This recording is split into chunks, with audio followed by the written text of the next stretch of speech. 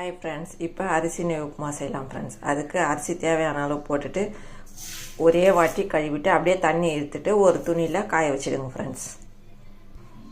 இப்போ பாருங்கள் ஃப்ரெண்ட்ஸ், நான் கழுவிட்டா ஈரப்பதமாக இருக்குது. இந்த ஈரம்லாம் நல்லா ட்ரை ஆகட்டும் ஃப்ரெண்ட்ஸ். அப்புறம் அரிசி நெய் மாதிரி உடச்சிடலாம். இது ஒரு 10 நிமிஷம் ட்ரை ஆகிடும் ஃப்ரெண்ட்ஸ். ஒரு வாட்டி கலரி விடுங்க, 5 நிமிஷத்துக்கு ஒரு வாட்டி. இப்போ இந்த அரிசி காஞ்சிச்சு ஃப்ரெண்ட்ஸ். இதை நொய்யாக உடச்சிக்கலாம் மிக்ஸி ஜாரில் போட்டு.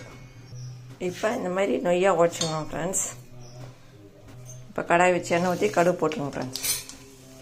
கொஞ்சமாக சீரகம் ஆட் பண்ணுங்கள், கடலைப்பருப்பு,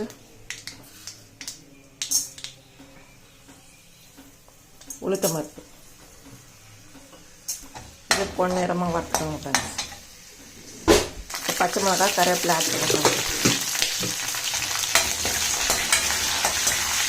காஞ்ச மிளகா கொஞ்சம் ஆட் பண்ணிக்கோங்க. வெங்காயம் ஆட் பண்ணிக்கோங்க. மெலிசாக நீட்டாக அரிஞ்சிக்கோங்க ஃப்ரெண்ட்ஸ் இந்த உப்புமாக்கு, அப்போ தான் நல்லாயிருக்கும்.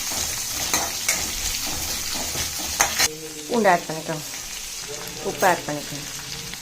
தக்காளி சின்னதாக ஒன்று ஆட் பண்ணிக்கோங்க போதும்.